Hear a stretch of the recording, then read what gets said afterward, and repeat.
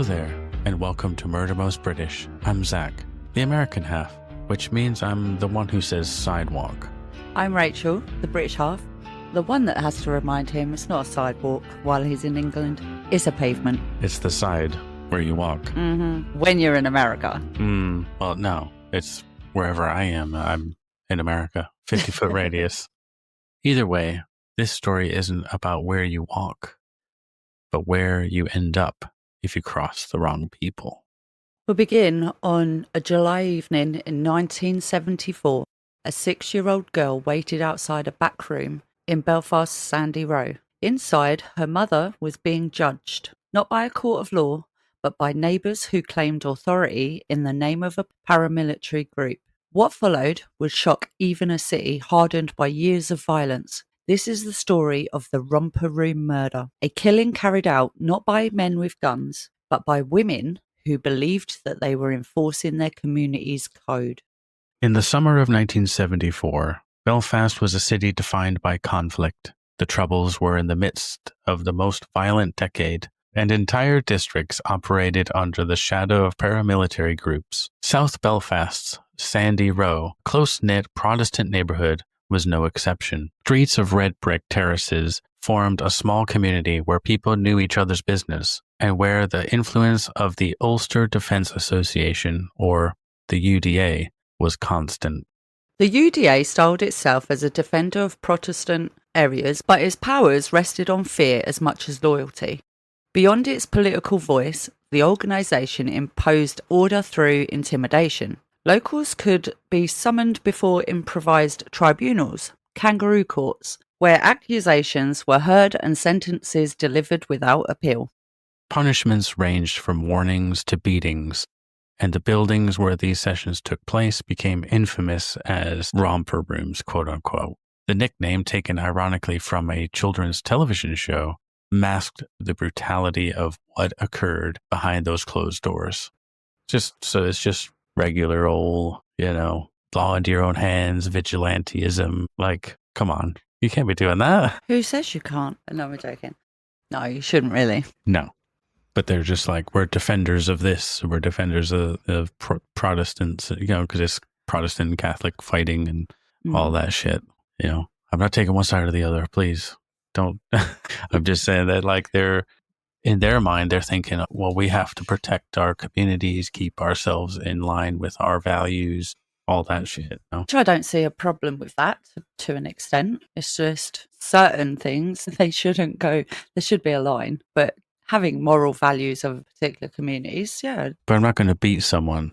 Well, obviously, that's where I said, like, there's got to be boundaries on, But we do have boundaries. We do have niceties and saying thank you and whatnot. You have these set parameters. But if people are just taking it into their own hands to say, you did this thing, I'm going to beat you up now. And then there's no law, there's no appeal, there's no, where's your evidence? They just come out and accuse you. Yep, we heard this from Joe Bob's sister's cousin's mother. Yeah. Well, while men dominated the ranks of the UDA, in Sandy Row, a women's unit developed its own authority. Mirroring the structure of male battalions, the unit patrolled, passed judgment, and enforced discipline. At its head was Lily Douglas, a formidable figure in the district. Known locally as the leader of the quote-unquote heavy squad, she was regarded as decisive and uncompromising, with the power to target those she considered disloyal and disrespectful. And that's what I mean. You're disrespectful. Well, I don't care. Maybe I don't like you. Maybe I don't like what you do.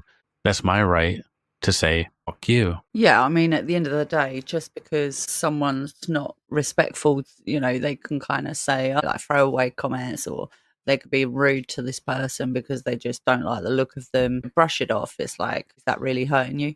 But to, beat people or for just giving you a bad look or something, do you know what I mean? It's ridiculous. Yeah, but it's your human right, really. Your freedom of speech to be able to say, I disagree with you and the way you operate and how you're doing this thing. And they're like, nope, can't do that. We all have to be on this strict moral code of our organization. No, Kiss my ass. Like internal, like disrespect and stuff like that. Yeah, but if you just live there Yeah. and they're like, you have to do it our way, no, then they pick you up and beat you. Mm. That's not freedom. Were they promoting freedom though? No, clearly not. Under Douglas's leadership, the Women's Unit functioned as a law unto itself. They convened meetings, investigated perceived misbehaviour, and carried out punishments. The very presence of such a group blurred traditional roles. Women were not only organizers or supporters, but active enforcers in a district where conformity was expected. Their reach extended into homes and families, dictating behavior as much as the men's unit did. It was in this environment that Anne Ogilby lived. Anne was 31 years old, a Protestant woman raising 4 children amid the pressures of working class Belfast. Money was short, opportunities limited, and expectations rigid. She had grown up locally and by the early 1970s was navigating life as a single mother. Her routines were ordinary, caring for her children, stretching a modest income, and maintaining her place in the community. The ordinary was always under scrutiny. Reputation mattered, and gossip travelled quickly. For women like Anne, personal choices could draw criticism not only from neighbours but also from those who claimed the right to enforce moral standards. In areas controlled by paramilitaries, private matters could be transformed into public disputes. The romper brooms symbolized this power. They were spaces where order was imposed, often with brutality, and where individuals deemed troublesome were disciplined in ways that left lasting scars. By the mid-1970s, their reputation was well established, and the fear they inspired was part of everyday life in loyalist districts. Sandy Row was also a community shaped by contradictions. Behind the tight-knit solidarity were currents of rivalry, resentment and suspicion. While the UDA claimed to protect its people, it also policed them. For some residents, this was a shield against crime or betrayal. For others, it meant living under constant threat or judgment. And this is where I go back to this thing, like policing. It's policing with consent of the public. Well, like that means, the government that you elect can change laws that the police enforce. It's a top-down type, and bottom-up together. So that the people say, yep, we want this person to represent us because we want this law changed, blah, blah, blah. But if you just have this group that's like, hey, we're just going to have our own laws and our own code of conduct that you can't appeal, you can't change, that's not how it works. Yeah, that sounds like, it just doesn't sound very good at all to be living in a time like that with, that dynamic situation.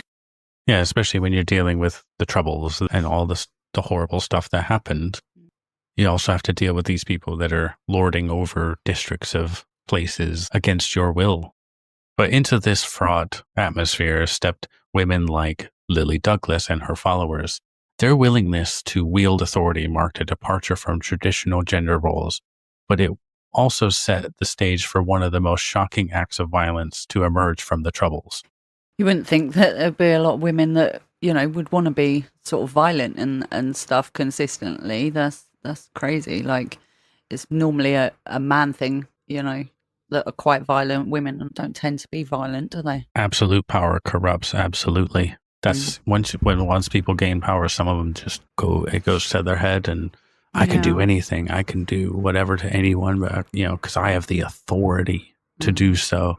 That's so dangerous. Yeah, very. Well, by July 1974, nothing on the surface suggested a particular crisis. Daily life in Sandy Row continued much as it had. Children playing in the streets, neighbours chatting outside, corner shops, and families making do amid the unrest of a divided city. Yet beneath that surface, tensions were brewing, tensions that would soon converge with devastating consequences.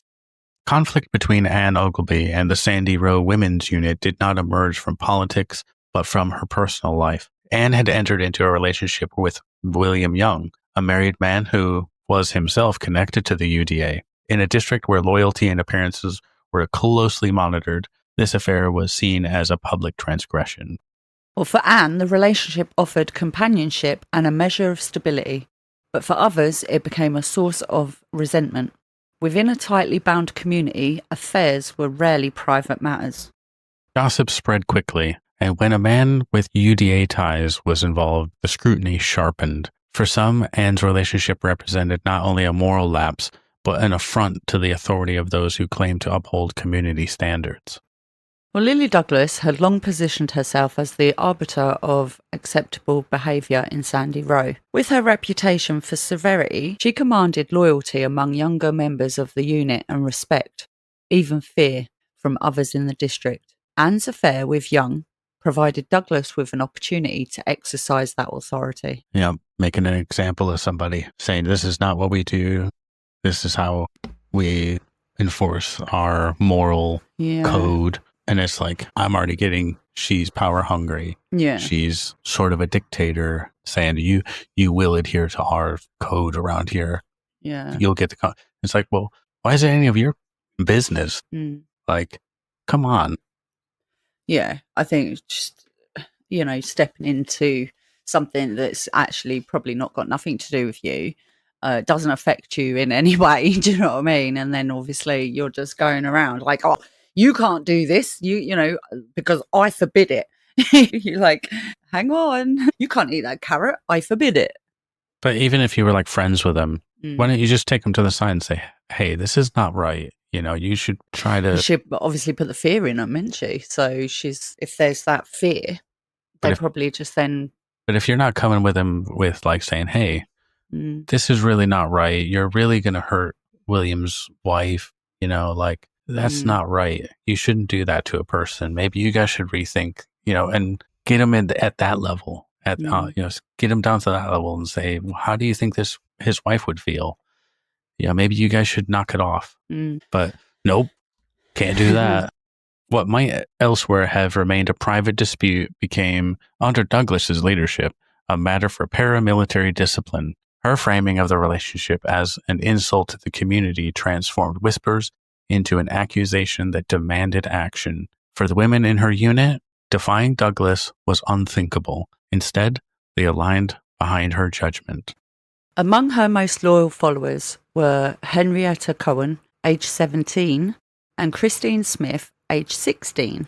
Both were teenagers still finding their place in a community dominated by conflict, but eager to prove themselves. Participation in Douglas's unit offered them a role in something larger, a sense of belonging in a neighbourhood where status often came from toughness and allegiance.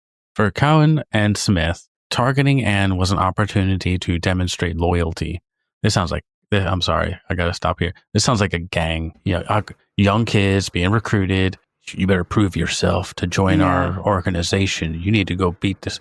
It sounds like a gang. Yeah. Run by some adult, recruiting teenagers. It's just ridiculous. Crazy. Well, they absorbed Douglas's disdain for her and echoed it with their own resentment. The imbalance of power between them, teenagers empowered by Douglas versus an isolated mother struggling to maintain her footing, ensured the outcome would not be in Anne's favor. The mechanism chosen to deal with Anne was familiar, a kangaroo court. Such courts were a hallmark of paramilitary control, designed to enforce obedience and instill fear. Accusations were aired, the accused brought before the group, and a sentence declared. These proceedings carried no legal authority at all, but in districts like Sandy Row, they were as binding as any official judgment. Well, for the women's unit, the decision was made quickly. Anne was to be brought before the court and rompered, a punishment that could mean a beating or worse. To the women involved, this was not a matter of politics, but of control, a chance to demonstrate the reach of their authority. Around the neighborhood, rumors began to circulate. Anne's name was mentioned in connection with the women's unit, and those who heard the whispers understood the implications. That'd be super scary. But to be summoned to a romper room was to face humiliation, violence, or even death. Yet Anne herself carried on with her routines, caring for her children, unaware or unwilling to believe how far her neighbor's resentment had gone. Well, by July 1974, the decision had been sealed. The court was convened, the location chosen, and the participants selected. Douglas presided, Cohen and Smith were ready to carry out orders, and the unit prepared to make an example of Anne. On the surface, Sandy Row's daily life continued unchanged, but for Anne, unseen forces in her own community were preparing to bring her before a tribunal from which there would be no escape. On the afternoon of 24th of July 1974, Anne Ogilby stood outside a social services office at Shaftesbury Square with her 6-year-old daughter. The day before, members of the Sandy Row UDA Women's Unit had staged a kangaroo court in a disused bakery, deciding she should receive a romper in. That Wednesday, the sentence moved from talk to action. A UDA man, Albert Bumper Graham, pulled up. What a nickname is that? Bumper. I wonder how the hell. Yeah, it's probably because he bumps people off. It's nicknamed Oh, Bumper. that is quite plausible. Or drives into people. I don't know. I hit you with my bumper. Heard weird nicknames, to be fair. Well, old Bumper pulled up in a blue minibus and told Anne a commander wanted to speak with her. She willingly got in. Reassured by the pretext, her daughter climbed in too. Women from the unit who had been waiting nearby in the Regency Hotel lounge overlooking the office followed on. The minibus took them not to Anne's home, but to a disused bakery on Hunter Street in Sandy Row, a building already used as a UDA club and romper room. Neighbours in the district knew the spot by reputation, back rooms where discipline was delivered far from prying eyes. As the women's unit led the way inside, Anne sensed the danger and tried to bolt, but she was grabbed and forced upstairs. The timing was deliberate. The same site had hosted the court the previous day. Now it was the host of the punishment. Before the assault began, Graham had sent Anne's child to a corner shop for sweets, removing her from the room. Upstairs, Anne was made to sit on a wooden bench. A hood was placed over her head. Douglas had already chosen the executioners, 2 teenage members, Cohen and Smith. Their instructions were blunt: carry out the romper in. The euphemism masked what was about to happen. Inside the upstairs room, the romper in began. Cohen and Smith set upon Anne with bricks and sticks in a sustained, frenzied beating. Other women were present, some restrained, some encouraged, and at least one tried to interrupt as the minutes dragged into the better part of an hour. What was made sounded ritualistic, but was, in fact, deliberate blunt force violence conducted in a small, airless room above a shuttered shop front. The assault's duration and severity would later be spelled out in the postmortem. 24 separate blows to the head and body, 14 of them causing severe fractures to the bulk of the skull. Heartbreakingly, when Anne's daughter, Charlene, returned from the shop, she banged on the bakery door and heard her mother screaming and pleading inside. She did not discover the body, but she heard it all. I mean, it doesn't sound like it was a plan to just do a beating. You know, they beat this person to death. You know, it wasn't just a beating. But also, all it takes is one hit. Well, yeah. One We've good seen hit that to in- the head. Yeah, one good hit to the head, and that's poop, Jesus. done. And they just absolutely savaged her so bad. But is that what their outcome was? You know, what was it? Was it to beat her to death? Do you know what I mean? And not just receive the romper in, which is supposed to be just a beating, you know? But this is where it comes down to, like, they Douglas had probably whipped these girls up into a frenzy. You better prove your loyalty. You better give her a good beating. And they just went fucking wild and just beat the absolute crap out of her too far. Well, in the room itself, the physical story was already being written. Blood tracking across the floorboards, splintered wood, and smears on the makeshift furniture that served as both dock and bench. But in that moment, stripped of forensic language, it was simply the sound of repeated strikes and a hooded woman begging for it to stop. Inside this bakery, this space gave the women's unit an area to summon people, judge them, and beat them just for their own moral code. But by the looks of it, they had went too far. Well, Anne's supposed offences were a tangle of grievance and control, an affair with a married man, a UDA man, public remarks that embarrassed another member, and the unit's view that she was loud, unconventional, and a troublemaker. However they rationalised it, what followed was not discipline, it was homicidal. Hey, that sounds like you. Loud, unconventional, troublemaker. But not homicidal. Thankfully. Well, no, that's how they viewed Anne. That she was just loud, unconventional, troublemaker, all that. Listen, I can't be, blamed for being unique and special and, I don't think that it was those labels were good enough for them to do this. That's I don't like that person because they're loud and unconventional and a quote unquote troublemaker. It's what did they actually do? That's so stupid.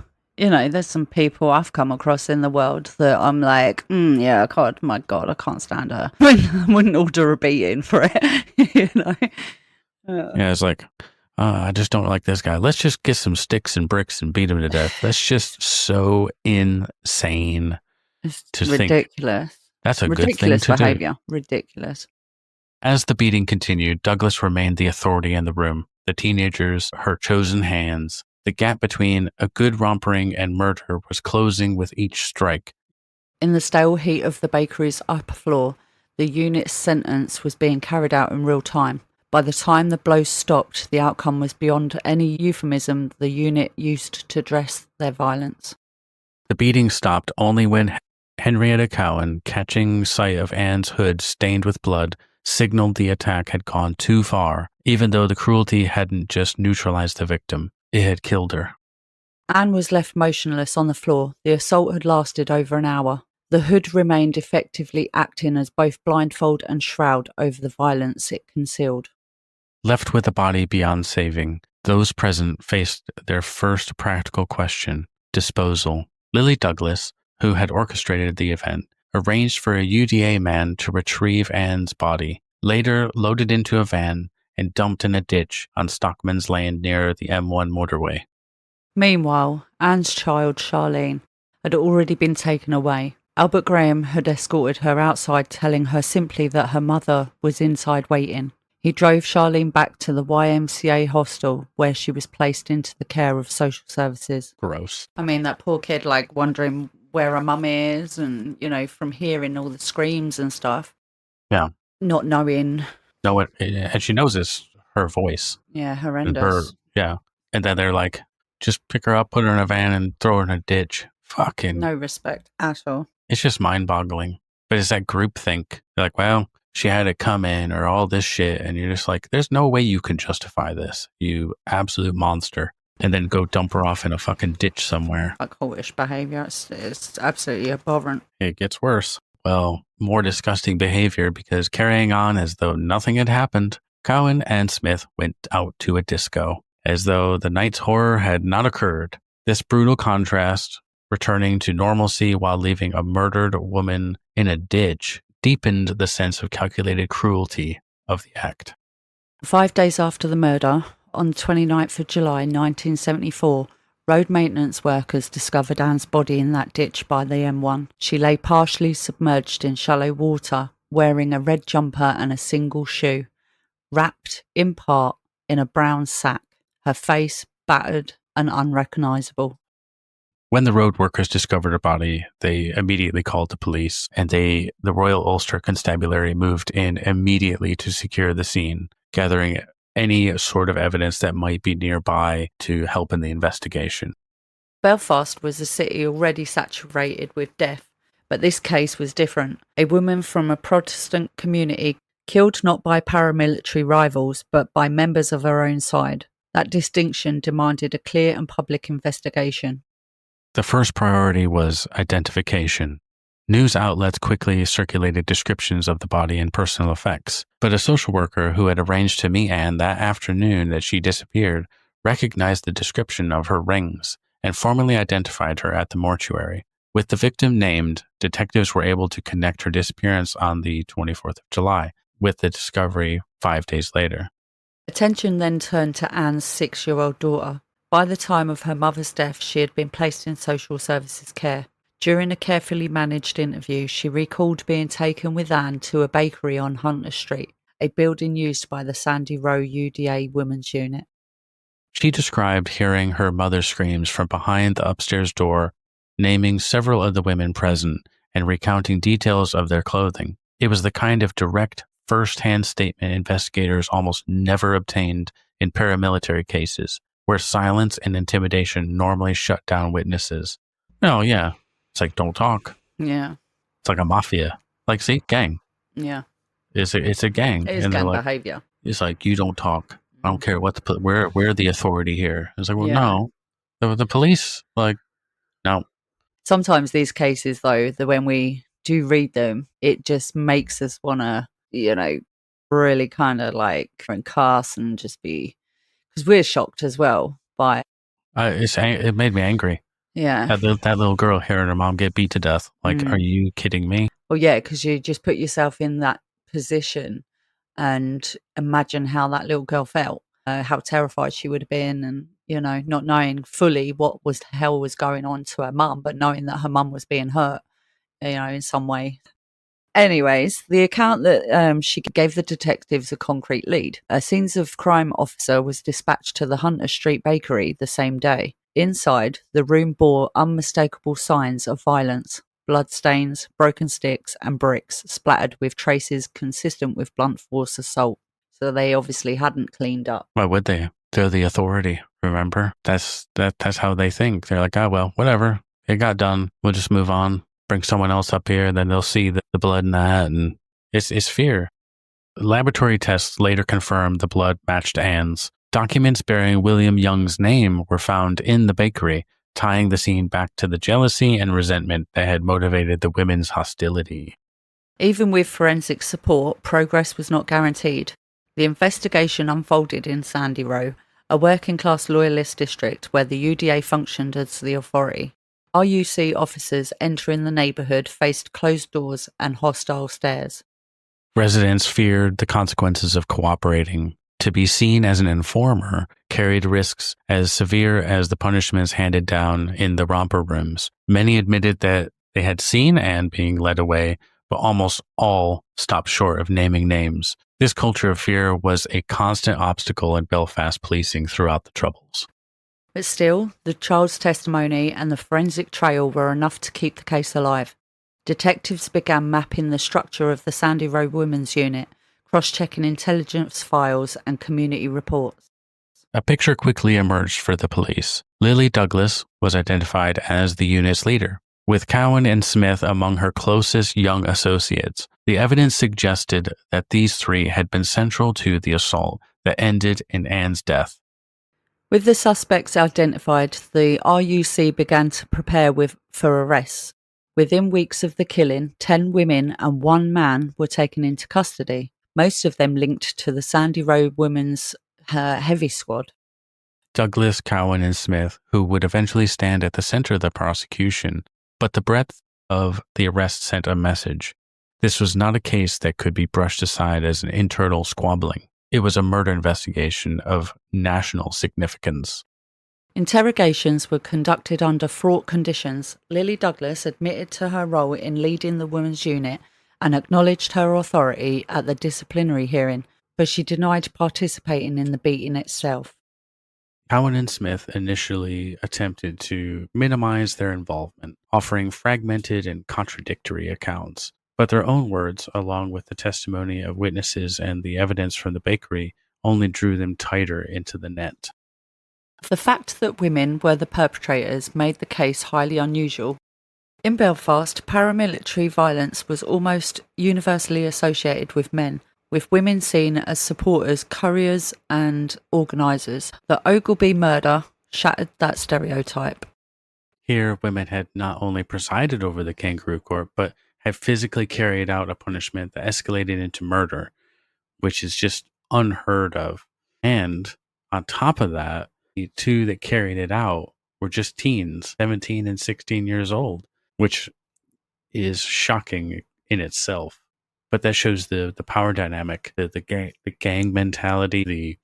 Douglas exerting her dictatorial power over these two, saying you're a part of something, and who knows? Well, really, I wonder if these girls were from poverty, didn't have a lot of family or stable family, and this was a chance for them to join something. I mean, more than likely at that age, I think as a parent myself, there's no way that you would allow if you were known of this situation, them being basically enrolled into this type of violent, but you wouldn't allow it, would you? So maybe they. But with the whole power structure Mm, and how they exuded this power over this area, mm. maybe the parents were like, "Heck, I don't know if I could say anything, or if they did say something, they'd get beaten." But then again, I mean, the parents could have been involved, in this type of behavior themselves or just were part of that group, due to fear or so. Yeah. But these young girls being intimidated into following and joining this type of um horrible, sounded like a gang group. But also, like you said, the parents could be involved, so maybe they Mm, were sort of indoctrinated into this thinking, yeah. and they were all in. It was the thing to do. It's what they're being brought up to be a part of. So yeah, more than likely. Mm. Press coverage seized on those details. Newspapers described the women as the heavy squad and romper room girls, language that highlighted both the brutality of the act and its departure from expectation. So the RUC, the attention had a double edge. It increased the public pressure to secure convictions, but also amplified the risk of pursuing the case within a hostile district. Reaction within the UDA itself was telling. Though the organisation regularly sanctioned beatings and romperings for those it deemed troublesome, the murder of Anne Ogilby prompted rare internal condemnation. To kill a woman practically in front of her child over grievances tied to jealousy and gossip rather than political or security matters. Yeah. I mean, if you're a paramilitary group and you're like, oh, well, they're just gossip, I don't want this to sound in a bad way, but like just gossiping women. But women can be very harsh on each other, on other women. Yeah, when it comes to like gossipy stuff, obviously, Dealing with yeah, relationships and stuff like that. They can be really harsh, and their most harshest critics mm, are other women. yeah, 100% agree with you on that. So it didn't have anything to do with their security or political stuff that's been going on during the Troubles. It was just her having an affair with this guy, Yeah, which and then just using that as an excuse to carry out what they carried out. yeah, and it went too far. Meaningless, absolutely meaningless. Yeah. Well, this was seen as damaging to the UDA's image. In response, its leadership disbanded the Sandy Row Women's Unit entirely, distancing themselves from the killing. That move gave the RUC a measure of space to press forward without the full obstruction that usually followed the paramilitary arrest. By late 1974, detectives had assembled a case strong enough to hand to prosecutors. The daughter's eyewitness testimony, corroborated by forensic evidence from the bakery, witness accounts that placed Anne with the accused, and admissions of involvement at various levels from those under arrest. What had begun as a daunting inquiry into one of Belfast's most tightly controlled districts had been transformed into a viable murder case. In a city where many killings of the Troubles passed unsolved into silence, the investigation into Anne Ogilby's death stood out through persistence, forensic evidence, and the extraordinary courage of a child witness. The RUC had built a file that could not be ignored. Which that's so sad though. Like a lot of stuff just went unsolved because people didn't want to talk. And this is where this gang mentality and shutting people down Putting and fear in the community. yeah, and not letting justice be served the way Mm. it should be. They want it to be served the way they want it to be served. And if that means, well, you can't really solve, nobody's going to come out and say who really murdered this person, then that family of that murdered person can never know justice. Yeah. And that is So fucked up. Well, the case was ready for court, and the women of Sandy Row's UDA unit would soon find themselves answering for one of the most shocking murders of the decade. The trial arising from the murder of Anne opened at Belfast Crown Court in 1975, less than a year after Anne's body was discovered. Both the authorities and the public understood the case was unlike anything the courts had seen before. 3 women, 1 a recognised unit leader and 2 still in their teens, charged in connection with a brutal paramilitary killing. The charges set out by the Crown reflected the roles attributed to each person. Cowan and Smith faced charges of murder. They were alleged to have carried out the assault that caused Anne's death.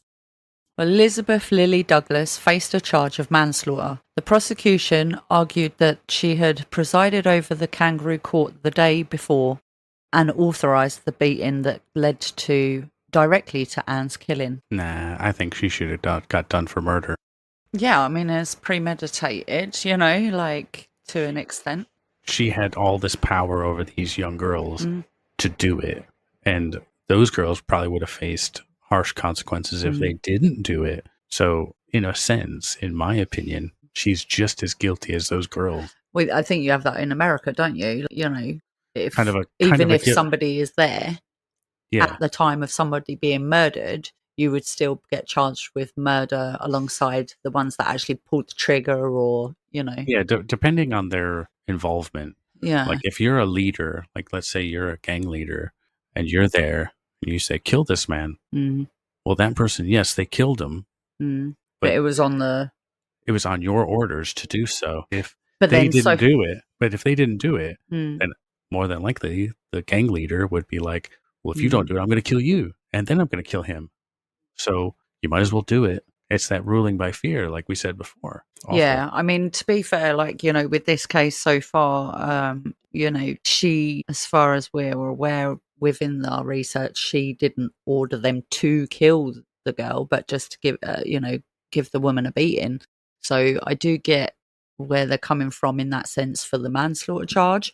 But True. I still think that even if her authoritative instruction was just to beat this lady, but they actually beat her to death, then she should be under that murder charge as well. And because, like I said, all it takes is one hit to the head. Yeah. And they're dead. Yeah.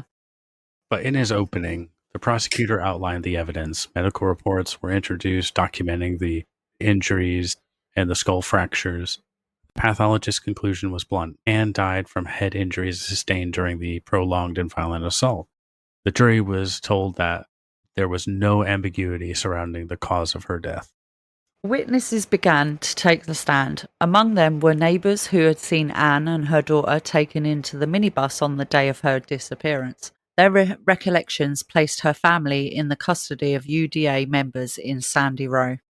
More crucially still was the testimony of poor little 6-year-old Charlene, carefully handled in court. She recounted being taken with her mother to the bakery, being sent to buy sweets, and then returning to hear her mother's screams through the closed upstairs door.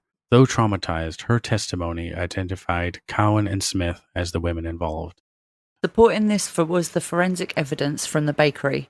Photographs showed bloodstains on floorboards, walls, consistent with blunt force impact. Broken sticks and bricks recovered from the room were produced in court also.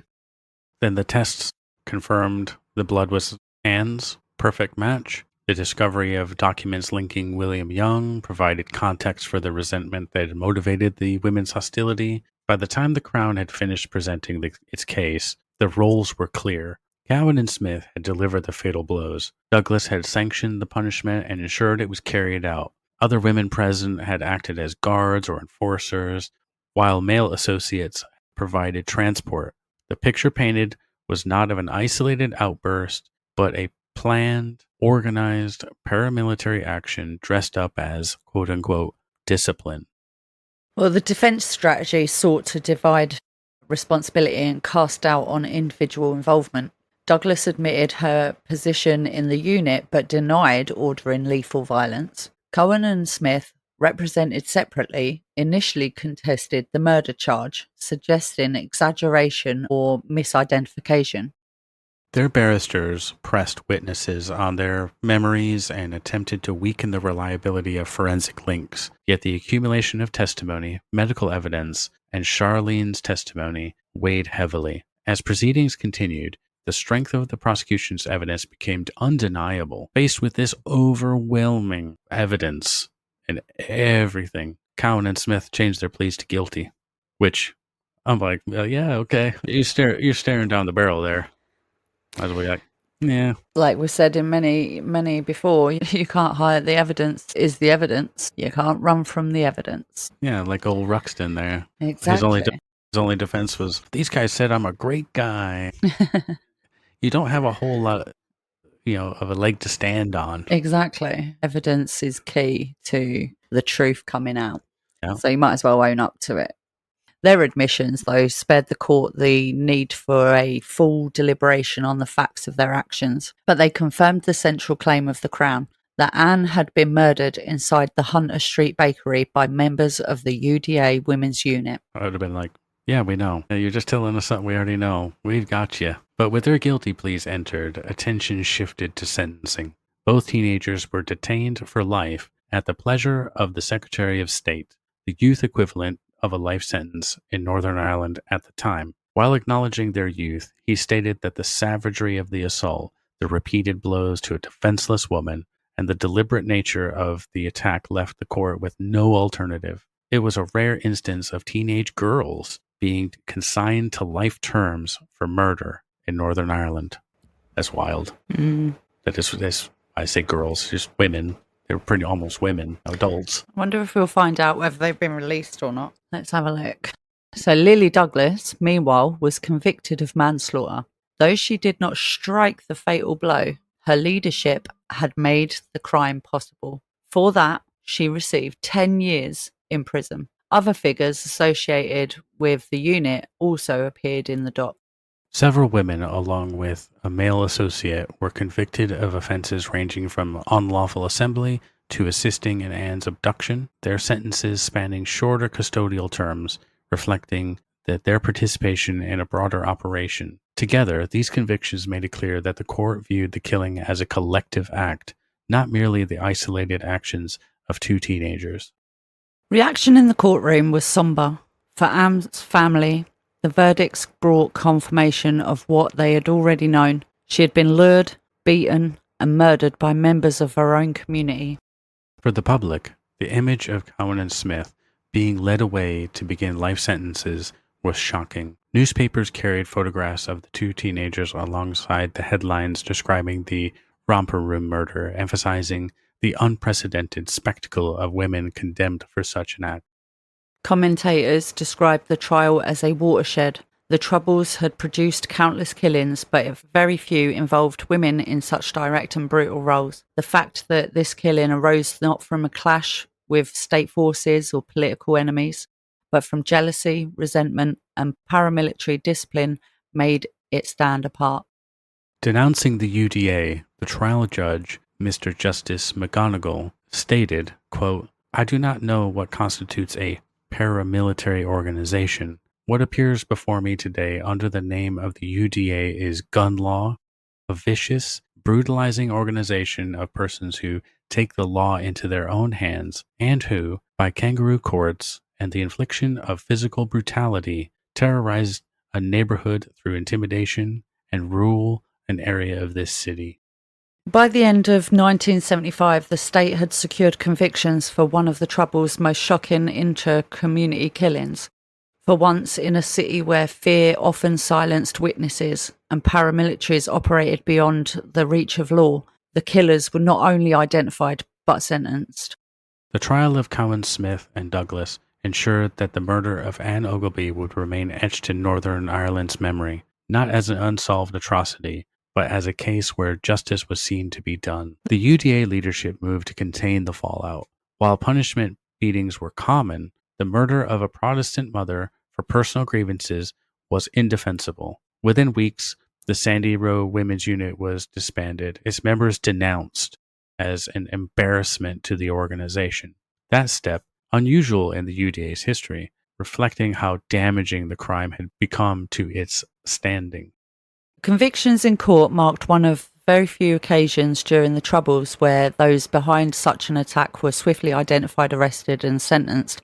For the Royal Ulster Constabulary, it was a rare success in a period where fear and silence often blocked investigations. Detectives later acknowledged that the courage of Anne's young daughter, who identified her mother's killers, was decisive in overcoming the community's reluctance to cooperate. For Anne's family, the aftermath was deeply personal. Charlene was placed in long-term care, left to grow up with the memory of hearing her mother's screams and later testifying about it in court. Relatives faced the added cruelty of knowing that Anne's death had not been inflicted by political enemies, but by women she knew, neighbors, whose authority came from intimidation rather than justice.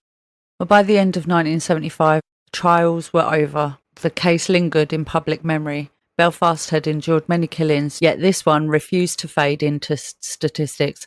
The Romper Room murder stood as a stark reminder of how paramilitary justice could descend into lawless brutality, leaving a community shamed and a family devastated.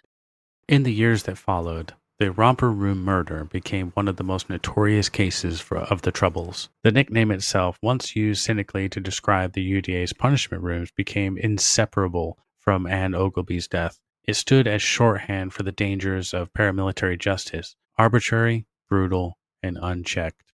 For historians and the public alike, the case took on an added significance because of who the perpetrators were. Paramilitary violence in Northern Ireland was overwhelmingly male, yet here 2 teenage girls and their female leader had carried out a killing of startling savagery. The image of Henrietta Cowan and Christine Smith, barely out of school, serving life sentences for murder, challenged assumptions about the roles women played in the conflict. The murder also exposed the risks of kangaroo courts. These informal hearings, staged in back rooms by local paramilitaries, dispensed punishments ranging from warnings to severe beatings. Yeah, you don't get no lawyer, you don't get no appeal, there's no discovery of evidence and all this. It's just, we got this info, you're guilty, take a beating. It's just so fucking dumb. Come on. But Anne's case revealed how easily such discipline could turn lethal and how personal resentment could be disguised as community justice. The fact that her killing stemmed not from the political motives, but just jealousy and gossip, that underscored the arbitrariness of such systems. Well, for the RUC and wider justice system, the case became a rare example of persistence paying off. Forensic work in the bakery, combined with community testimony and a child witness, overcome the culture of silence that usually frustrated the investigations. It showed that convictions were possible, even in the most hostile environments, provided evidence was secured and pursued with determination. The longer-term legacy is also bound up in the experience of Anne's daughter, Charlene.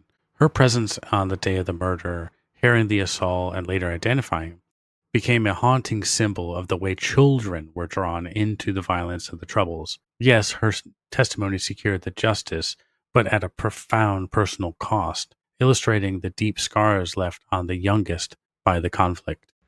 Yeah, well, today the murder of Anne Ogilby is remembered not for its scale, but for its cruel intimacy. It was a killing carried out by neighbours, sanctioned by paramilitary authority and witnessed by a child. It remains one of the Trouble's most shocking reminders that the greatest danger did not always come from across sectarian lines, but sometimes from within a community itself. Well, that was the Romper Room murder of Anne Ogilby. So that was a tough one. That was just a kind of what's going on now. So I actually researched, you don't know this, Zach. But no, I just wanted to find out whether, when they got released and if they got released. And they actually did. So Lily Douglas, she died shortly after being released from Armagh prison. I can't remember. I think it was called that. The prison spelled Armagh, Armagh prison. Anyway, so she was released on compassionate grounds in 1979.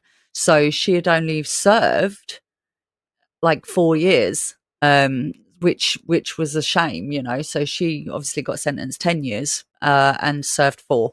As for Cohen and Smith, they were both released from the same prison in December 1983. So they only served 9 years, which was actually quite terrible. When you hear, oh, it's a life sentence, and then they serve 9 years, that doesn't sound It's like. unfortunate because because they were young, they were underage, kind of like Harold Jones, where he was under the age, so he had to go be at His Majesty's pleasure. Yeah. But he did 20 years. Yeah, so these both done 9 years, and they actually returned back to the Sandy Row area. So, yeah, I mean, doing that and then going back to where the crime happened is a bit of a strange one, Obviously, really. all their families there and that. So where else are they going to go? Yeah. Well, Charlene was doing really well as an adult. She went on to marry and have 3 children of her own. So, by all accounts, she had a good life after. Yeah, good. But yeah, so it's a sad story. It's a sad case, definitely. Anyways, thanks for listening. Please follow us. Also, give us a like, comment, and give us a 5-star rating. It really helps. Find us at Murder Most British on Instagram and TikTok, and MMB Podcast on Facebook. We do have a link tree for everyone, so you can follow us down below. So until next week, stay safe and stay curious. Bye-bye, guys.